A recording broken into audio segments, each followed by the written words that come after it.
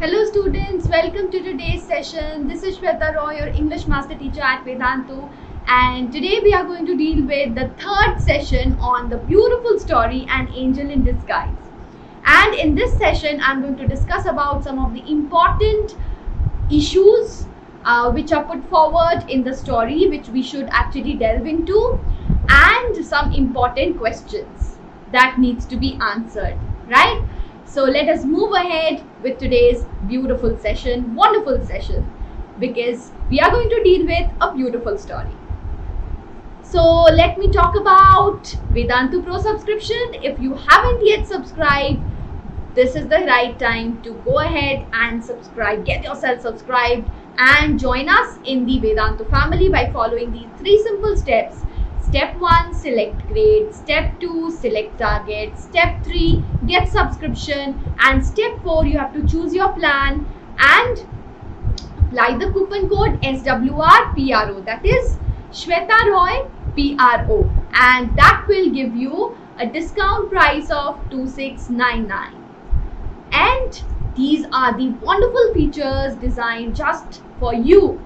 Live classes by India's best master teachers, personalized attention, full recordings of all the classes with notes, assignments and tests and much more. And we also have the curriculum which is in sync with your school curriculum, that is the structured long-term batch. And we also have the micro courses, which is to cover 1 chapter at a time. So at least 2 live classes for each chapter every month. Then, in order to make you exam ready, we have also the provision of complete crash course, which will completely revise your entire syllabus. Apart from that, you also have test series, assignments, learning material, regular performance report. So these are some of the wonderful and amazing features that you are going to avail if you become the part of Vedantu family. So hurry up. What are you waiting for, guys? Quickly come and join us and let's have a great learning with Vedantu. Moving ahead, let us now talk about the beautiful story An Angel in Disguise by T.S. Arthur. So I hope you have already visited the first 2 sessions which were on the story itself, and now we will be delving into the important theme, title and some important question answers. So that was the division that I already talked about, and the last session we are going to have a Menti session, right? So thus your portion would be absolutely ready. And I request you not to miss out on any of the videos, right? And let's move ahead with the session with a beautiful quote which you will find quite relevant when we actually talk about the theme, right? So let's begin with a beautiful quote. Let's read the quote. Selfless love has the power to transform even the darkest places into meadows. So that is the power of love. That is the power of selfless love. And love, true love, is always selfless. And such love has the power, has the potential to transform even the darkest places into meadows. So that is actually brought about very beautifully through this wonderful story which we are going to deal with right away. So talking about the themes of the story. Now, as I told you that when we read about T.S. Arthur, the novel that got him a prize, that also dealt with the evils of drunkenness, right? And that brought alcohol, that talked about the issue of alcohol and demonized alcohol in the eyes of the Americans. So here also it talks about the evil of drunkenness, which is one of the key themes of the story and popular one at this time as well, and it is quite relevant in our society as well. So that means in today's time. So An Angel in Disguise, you can say that from the beginning of the story, we can see that the woman with 3 children, she is a victim of alcohol abuse, right? So she actually consumes alcohol to a great extent, She falls prey to the charms of drink, and finally she passes away, leaving behind 3 children, home alone and neglected. So she does not consider the future of the children, but she gives in to alcohol, right? And that is why she's also despised by the society, by the other people of the society, who however does one thing to help, is arrange a decent funeral for her. So that was the evil of alcohol. So it was because of the evil of alcohol that the woman she passed away, leaving behind 3 children who became orphans. Moving ahead is another very important theme. So if you remember, we begin the story with a wonderful quote, which is, I told you, would relate to the theme very well, because the theme is all about love, kindness, gratitude, caring and happiness. So what is the kindness over here? The very first scene shows that human beings have the capability or the ability to change, right? When the poor woman dies, so one of you asked me in the comment section the meaning of the word pauper. Pauper means poor, okay? So when the poor woman dies, the villagers, they take pity on her and they arrange for the funeral.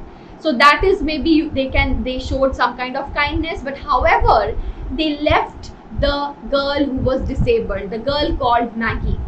However, Joe could not leave her, right? So that was Joe's kindness, and because of that kindness, he took her to his home. And even though Jane initially wanted to get rid of Maggie, but gradually her cruel attitude, her lack of saintly behavior took a back seat, and it was overpowered by the motherly affection which was so long missing in her, and was now brought forward by this little angel girl called Maggie. So Maggie's love and innocence actually melted the stone-hearted person called Mrs. Jane, right? So all these show that the author's intention was actually to unfold the themes of kindness, love and happiness throughout the story. And now we will move ahead with the significance of the title, which is intimately related to the theme. The title, as you can see, An Angel in Disguise. Now, who is the angel? That is the question, right? And disguise means, that behrupiya jisko bolte, that is disguise, right? So who is an angel in disguise in the story? So first of all, yes, of course, the little girl who was crippled, who brought back joy, who brought back happiness to the life of Thompson family, because Joe and Jane both were childless. So they got the love, the affection of a child who filled the void of their life, who gave them the happiness of being parents, right? Though she was sick, though she was miserable, and people, because she was sick and miserable and she was crippled, so people neglected her. People took, care of the other 2 children. They adopted the other 2 children, leaving behind this little child in pain. However, at the end, it is this little child who fills the life of Joe and Jane Thompson with the sunshine of love. As the Bible quote said, that the people who actually love children, they do not go without reward, right? So if you show your selfless love towards someone, definitely even the person to whom actually I also mentioned this quote in the previous class, that if you show selfless love to someone, the person who is getting it is also blessed, and the one who is giving that love, who is showering that selfless love, is also blessed, right? So Maggie turned out to be an angel in disguise, therefore, for the Thompson family. And again, Joe can also be termed as the angel in disguise. Why? Because he was really an angel figure for that poor girl, poor crippled girl, who was ignored, who was avoided, who was abandoned, and was about to be sent to the poorhouse by the other people of the society. So Joe became an angel in that little girl's life and took her to his home and gave and completely transformed her future and her life. So both Joe and Joe became an angel for the little girl, and the little girl became an angel for both Joe and Jane, right? So both the angels, therefore the title is symbolic and suggestive of the theme of the story and intimately connected with the theme. Therefore, the title is apt and justified. Moving ahead with the character sketch of Joe Thompson. So Joe Thompson, as you know, is a very kind-hearted, and although he looks rough, but still he's a very kind-hearted man, and he's a very caring person. And he also loves children. Being rough from outside, still he loves children because he has a tender heart. He actually he repairs the wheels and without taking money from the children, that is mentioned in the text, right? And he takes pity on the poor girl who was otherwise neglected by all the members of the society, right? And he knew that he would be answerable to his wife for that, but still he failed to actually ignore her, to avoid her, and to leave her in distress. So even though when initially his wife constantly argued, he still gave him a pleading look, and he also quoted Bible. He made reference to the Bible, and his eyes were also filled with emotion. He made a reference to the Bible saying that those who love children are never go unrewarded. They are finally rewarded, right? So this also, his actions, his quoting from the Bible, and he also said that he tried to convince his wife by saying that she should actually consider the pitiful condition of the child who is completely left alone, and her mother is dead, she is crippled, so naturally fate is very cruel to her. So definitely she should feel pity for the poor condition of the child. And all his arguments actually started developing feeling in his wife, who was otherwise a very rough lady, right? And next we have Mrs. Thompson, who is another important character.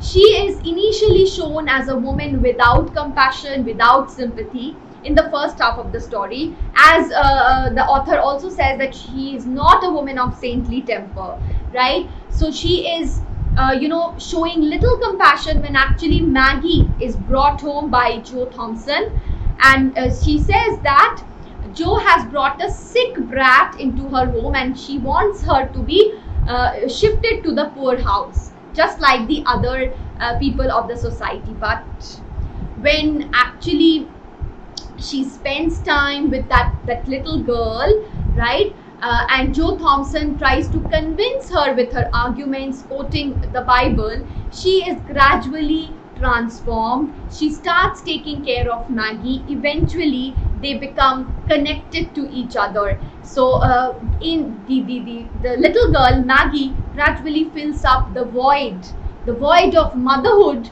that was so long existing in Mrs. Thompson, which had actually made her the woman, the rude, and the woman with lack of compassion and kindness, right? So finally, when she started to take care of that little child, her maternal instinct started growing, her maternal love started growing, right? Because so long she had nothing to actually love and care for. So now the sweetness of the little child, the love, the affection of the little child gradually starts to melt her. She becomes loving, she becomes caring, and now she carries sweetness in her heart. She carries the little girl in her heart, in her arms. And another important question that we have to look into here is, firstly, In the story, An Angel in Disguise. Is the story An Angel in Disguise didactic and gives a moral?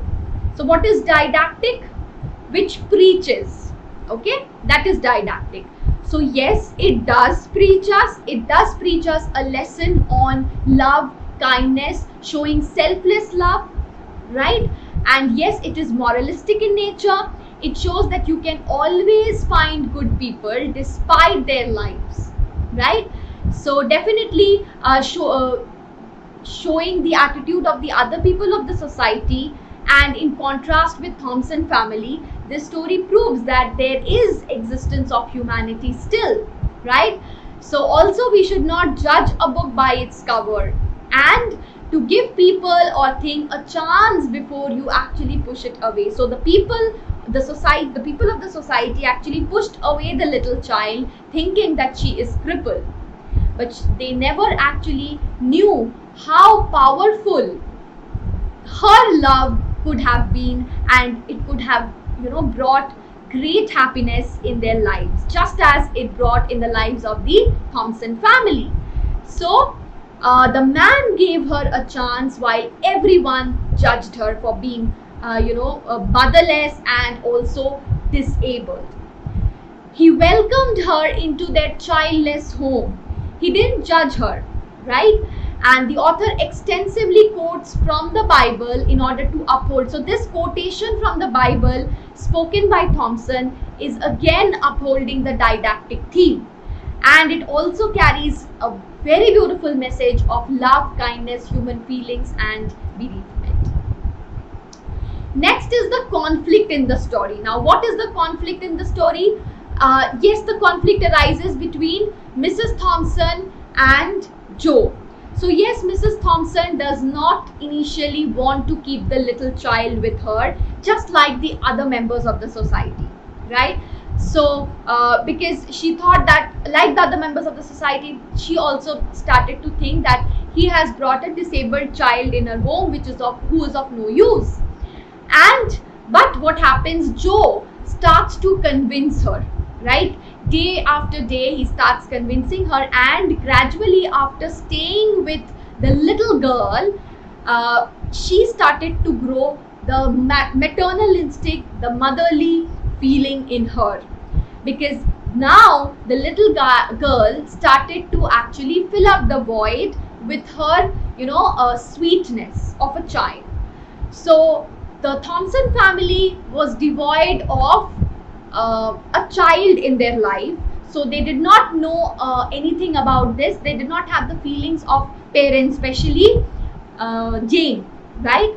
So this girl actually nurtured that feeling, the motherly feeling in Jane. Similarly, the little girl also was devoid of the parenthood, which she was given by initially Joe and gradually Jane.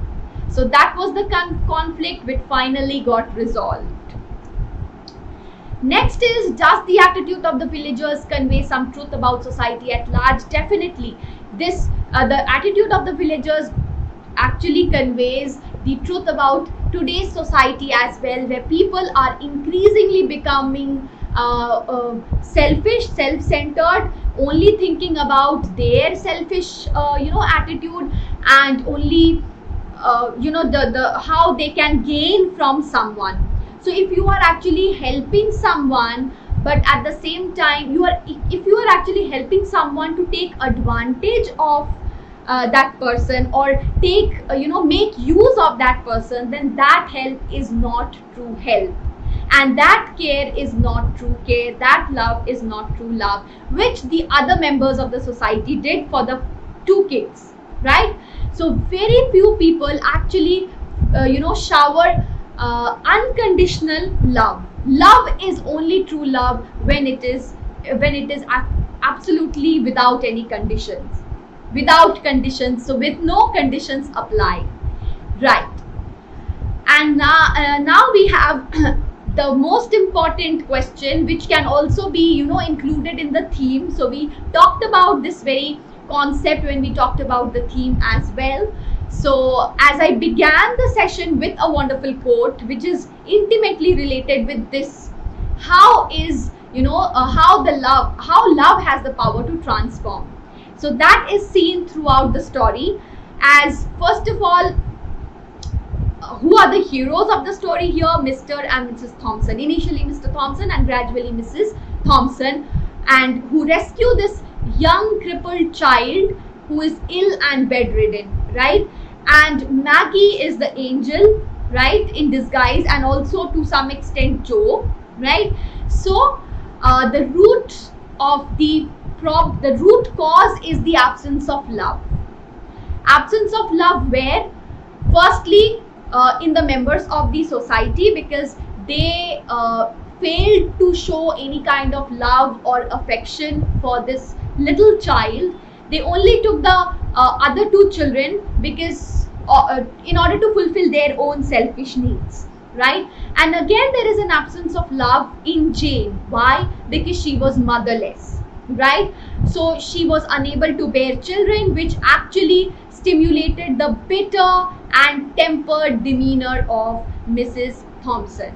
Now, how this got transformed? This got transformed when they actually, took this little child in their arms. After spending some time with Maggie, gradually there was an, increasing rise of affection from the side of Jane as well, right?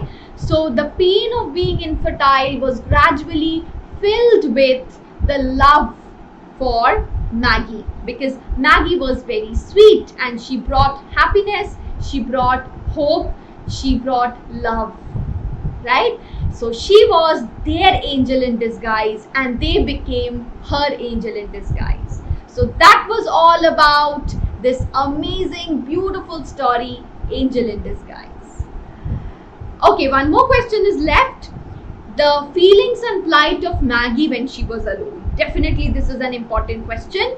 Maggie felt desolate and frightened when she was left, right? Her spine was broken, she was in extreme pain, and she raised herself to an upright position and tried to sit on the bed, right?